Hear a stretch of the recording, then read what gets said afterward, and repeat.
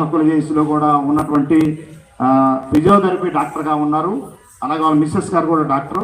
మాకు ఈ మధ్యకాలంలో చాలా దగ్గరగా అయ్యారు. ఒక బ్రదర్గా, అంటే ఒక అన్నదమ్ములు అంటే ఒక రక్త సంబంధం అవసరం లేదండి, ఒక మనసుతో కూడుకొని ఉంటుంది. కాబట్టి వారిని కూడా ఒక 2 నిమిషాలు మాట్లాడాలని కోరుతున్నానండి. వేదిక అలంకరించిన పెద్దలందరికీ హృదయపూర్వకమైన ధన్యవాదాలు తెలియజేస్తున్నాం. అదేవిధంగా ఇక్కడున్న ఏకగ్రహం యూత్ కావచ్చు, స్థానికులు కావచ్చు, వచ్చిన అందరికీ కూడా మరి అడ్వాన్స్ హ్యాపీ క్రిస్మస్ శుభాకాంక్షలు తెలియజేస్తున్నాం. ఈరోజు ఈ కార్యక్రమాన్ని ఇంత అద్భుతంగా కనీ విని ఎరుగని రీతిలో మరి ఇక్కడున్న సహకారంతో ఈ యొక్క state president, joint action committee founder గారు, ప్రెసిడెంట్ గారు జొన్నలగడ్డ వెంకటరత్నం గారు, మా సోదరులు, ఆత్మీయులు, మా బంధువులు, మాకు చాలా సన్నిహితంగా ఉన్నవారు ప్రాముఖ్యంగా దీనిలో ఇనిషియేట్ తీసుకొని, అదేవిధంగా ఇక్కడున్న స్థానికుల యొక్క సహకారంతో వారు అద్భుతంగా మరి ఈ కార్యక్రమాన్ని ఏర్పాటు చేశారు. వారికి మా తరపున హృదయపూర్వకమైన శుభాకాంక్షలు, క్రిస్మస్ శుభాలు తెలియజేస్తూ ఉన్నాను. మరి నిజంగా ఇక్కడ ఉన్నవారు, మరి డాక్టర్ గారు చాలా మంచి మనసున్నవారు. మేము విన్నాము, మేము 1-2 సార్లు కలిసాము. ఇప్పుడు చాలా సంవత్సరాలు అయిపోయింది. అయినా ఇక్కడ ఉన్న వారందరూ కూడా సమాజ సేవలో ముందుకు సాగిపోతూ సమాజాన్ని ఏదో విధంగా ప్రభావితం చేయాలి అనే ఒక స్ఫూర్తితో ఈరోజు వారు ఎంతో త్యాగాలు చేస్తూ, ఎన్నో కార్యక్రమాలు చేస్తూ ముందుకు వెళ్ళారండి. మరి క్రిస్మస్ అనేది వాస్తవానికి ఒక క్రైస్తవులకే కాదు పండుగ, ఒక క్రీస్తుని కలిగిన వారి అందరికీ పండుగ. అందుకనే దేవుని వాక్యంలో, బైబిల్లో ఒక మాట ఉంది, ప్రజలందరికీ కలుగుబోవు మహా సంతోషకరమైన సువర్తమానము. ప్రజలందరికీ అండి, ఒక కులం లేదు, ఒక మతం లేదు, ఒక జాతి లేదు, ఒక వంశం లేదు, ఒక మనుషుని భేదం లేదు.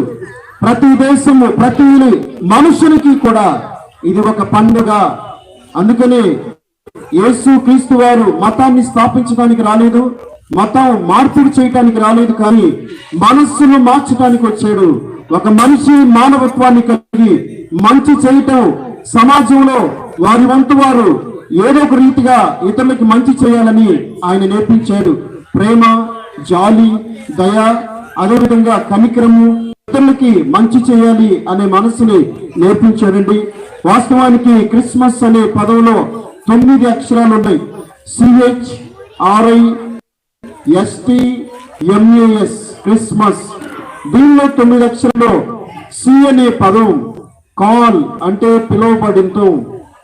ఇక్కడ మానవుణ్ణి పిలవటానికి దేవుడు మానవాకారాన్ని ధరించి వచ్చాడు. దైవం మనుష్య రూపేణ దేవుడే మానవుడిగా ఈ లోకానికి వచ్చాడు. రెండవదిగా క్రిస్మస్ లో రెండవ హెచ్ అంటే హీల్. యేసు ప్రభు వారు మనుషుల్ని బాగు చేయటానికి, మనసుల్ని బాగు చేయటానికి, రోగాలు నయం చేయటానికి వచ్చాడు. మూడవదిగా ఆర్ అనే పదానికి రిడీమ్ అంటే విమోచించటము. దాన్ని ఆయన విమోచించటానికి వచ్చాడు. ప్రజల్ని విమోచించటం అంటే ఒకవేళ వారికి పుణ్యం కలగాలన్నా, ఒక మోక్షం వెళ్ళాలన్నా, ఒక స్వర్గం వెళ్ళాలన్నా వారిని విమోచించడానికి యేసు ప్రభు వచ్చాడు. 4వ అక్షరం ఐ అనే పదం ఏంటంటే ఇంపార్ట్, అంటే ఆయన లైఫ్ ఇవ్వటానికి వచ్చాడండి. మనకు తెలుసు, వేదాలు, మత గ్రంథాలు, ఉపనిషత్తులు ఎన్నో మనకి 3000 సంవత్సరాల నుంచి మనకున్నాయి. దాంట్లో ఒక అద్భుతమైన శ్లోకం ఉంది, సర్వ పాప పరిహారో రక్త ప్రోక్షణ అవశ్యం తద్రక్తం పరమాత్మేన పుణ్యదాన బలియాగమః. అంటే సర్వము మనుషుల పాపాలు పోవాలంటే దేవుడే మానవుడిగా ఈ లోకానికి వచ్చి పరిహారం చెందించాలి, అప్పుడు మానవునికి పుణ్యం కలుగుతుంది అన్నట్టుగా యేసు ప్రభు వారు జీవం ఇవ్వటానికి వచ్చాడు. 5వదిగా ఎస్ అనే పదం ఏంటి అంటే సీక్ అంటే వెదకటము. ఆయన నశించిన దానిని వెదకి రక్షించడానికి ఈ లోకానికి వచ్చాడు. తర్వాత 6వ పదం ఏంటి అని అంటే టీ అంటే టీచ్ అంటే బోధించటము. ఆయన మంచిని బోధించడానికి వచ్చాడు, ఇతర మనుషుల్ని ప్రేమించడం నేర్పించాడు. ఇరుగు పొరుగు వారు నీ సహోదరుని నిన్ను వల్లే ప్రేమించమని చెప్పాడు. ఆ విధంగా ఆయన బోధించడానికి వచ్చాడు. తర్వాత 7వ పదము ఎం, క్రిస్మస్ లో 7వ పదం ఎం అంటే మినిస్టర్. మినిస్టరింగ్ అంటే పరిచారం చేయటము.